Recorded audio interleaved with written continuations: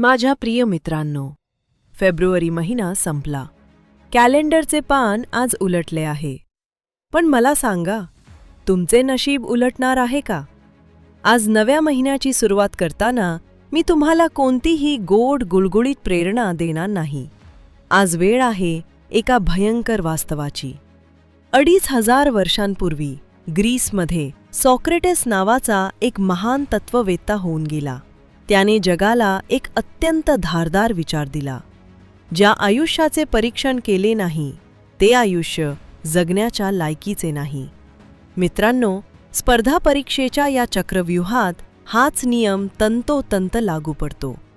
ज्या अभ्यासाचे निर्दयीपणे परीक्षण केले नाही तो अभ्यास कोणतीही पोस्ट मिळवण्याच्या लायकीचा नाही.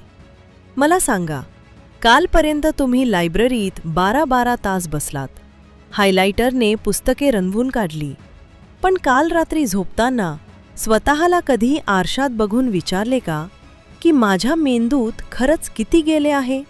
की फक्त स्वतःला फसवण्यासाठी तुम्ही पुस्तकांसमोर बसून आहात?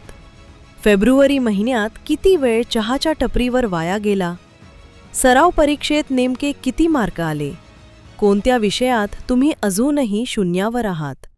याचा कधी कागदावर हिशेब मांडला आहे का? की पुढच्या महिन्यात बघू या भ्रमात तुम्ही स्वतःलाच खोटे समाधान देत आहात? लक्षात ठेवा, खोटा आत्मविश्वास हा अपयशापेक्षाही भयंकर असतो. आयोगाला तुम्ही किती तास लायब्ररीत बसता याच्याशी काहीही देणे घेणे नाही. आयोगाला फक्त आणि फक्त अचूक उत्तरे हवी आहेत. आज नवीन महिना सुरू झालाय ना? मग आज नवीन पुस्तक उघडण्याची अजिबात घाई करू नका. आज अभ्यास सुरू करण्यापूर्वी एक कोरा कागद घ्या. स्वतःसमोर सॉक्रेटिसचा आरसा ठेवा आणि फेब्रुवारी महिन्याचा निर्दयीपणे हिशेब मांडा. स्वतःच्या चुका, स्वतःचा आळस मान्य करण्याची हिंमत ठेवा. जो स्वतःच्या चुका स्वीकारायला घाबरतो तो आयोगाच्या रणांगणात कधीच जिंकू शकत नाही. स्वतःला आरशात बघा, खोटे समाधान फेकून द्या आणि वास्तवाचे भान ठेवून आजपासून पेटून उठा. तुमचाच मेंटोर.